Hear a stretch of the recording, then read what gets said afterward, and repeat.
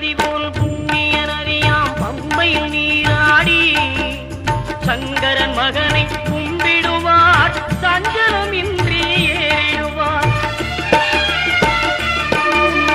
நீலிமலை ஏற்றம் சிவபாலனும் ஏற்றிடுவார். காலமெல்லாம் நமக்கே அருள்காவலனாயிருப்பார். தேகபலம் தா பாதபலம் தா தேகபலம் தா பாதபலம் தா தேகபலம் தாய